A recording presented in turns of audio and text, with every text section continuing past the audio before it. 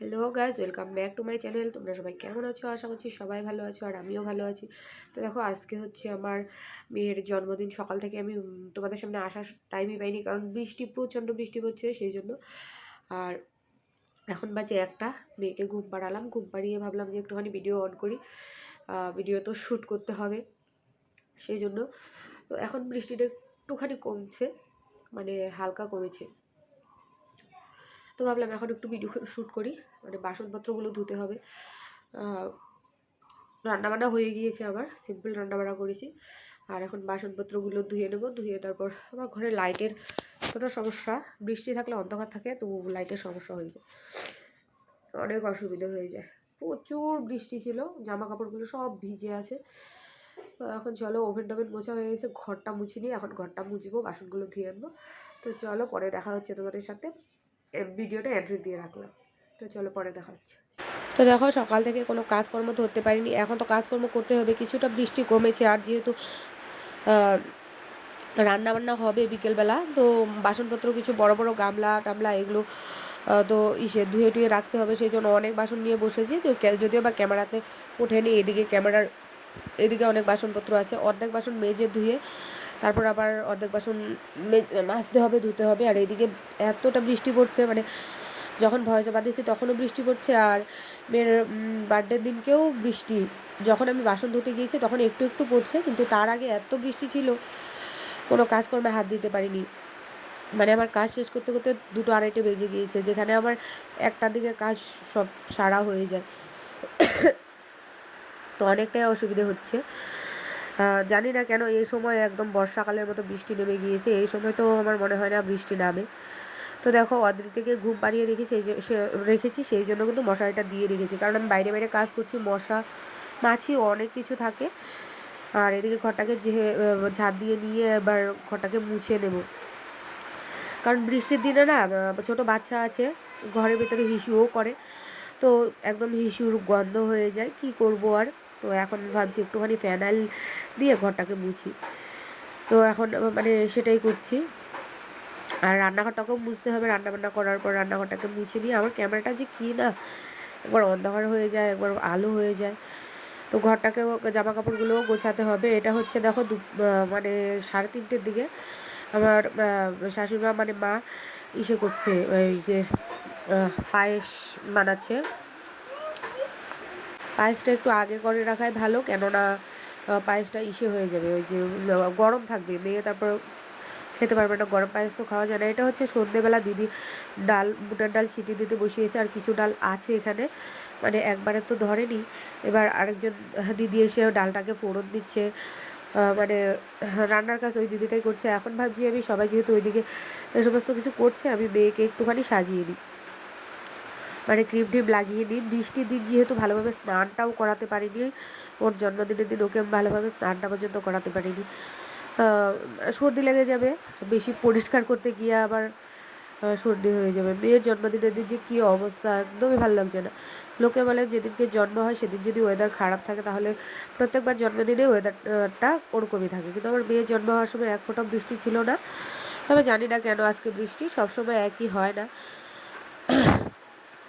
ঠান্ডা বলে ওকে এই নিচে এই টপটা পরিয়ে নিলাম, নতুন জামা যেটা এনেছে পরিয়ে বসানোর জন্য, সবাই আশীর্বাদ দেবে, সেটা মানে একদম হাফ হাতা। তো গরম ছিল বলে এরকম জামা আনা হয়েছে। এখন তো দেখি বাপরে, মানে নতুন করে ঠান্ডা পড়ে গেছে জানুয়ারি ফেব্রুয়ারি মাসের মতো। তো যাই হোক, মেয়েকে একটুখানি কাজলের টিপ পরিয়ে দিলাম। আর এদিকে সব বাচ্চারা কিন্তু এগুলো সবাই কিন্তু আমাদের ঘরেরই, মানে ভাড়াটে বলো, আমাদের ঘরের বলো, তো সবাই সবাই আমাদের ঘরেরই।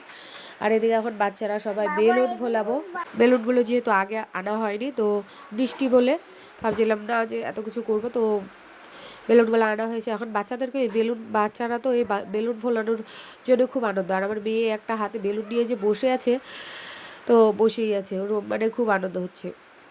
আর ওইদিকে আমি বসে আছি, দেখতে পাচ্ছ, ওদিকে আমি মেয়েকে আশীর্বাদ দেবো, প্রদীপগুলো জোগাড় করছি, ধান দুব্বো, সবাই আশীর্বাদ করবে, সেই জন্য কেক কাটা হবে না। কেক কাটিংটা তো ধরো আনন্দের জন্য, তো ও তো আর এসব বোঝে না, বড় হলে হয়তো কাটতে হতেও পারে। আর বাকি যে সমস্ত আশীর্বাদ দেওয়া সেগুলো হবে। জানি না তোমাদের মানে কতদূর আমার ভিডিওগুলো ভালো লাগে বা কতদূর পৌঁছচ্ছে তোমাদের কাছে। মানে ভিডিও তো আগের দিনকেও পোস্ট করেছিলাম একটা, কারো কাছে হয়তো পৌঁছয়নি, ভিউজ হয়নি। এদিকে দেখো বিছানায় সমস্ত বেলুনগুলো রাখছে বাচ্চারাই, ওরাই বেলুনও ফোলানো কাজ, এগুলো তো আর বড়রা কেউ করে না। আর আমার মেয়েকে দেখো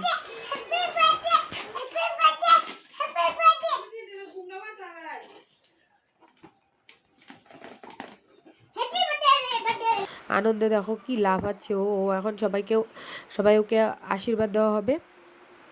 তো সেই জন্য এখানে সব বাচ্চারা অদৃতি বসে পড়েছে। আর প্রদীপগুলো যে জোগাড় করেছিলাম সেগুলো নিয়ে বসেছে, পায়েস মিষ্টি এগুলো রেখে দিয়েছি। মানে সবাই আশীর্বাদ করে একটু একটু করে মুখে দেবে, মিষ্টি মুখ করাবে।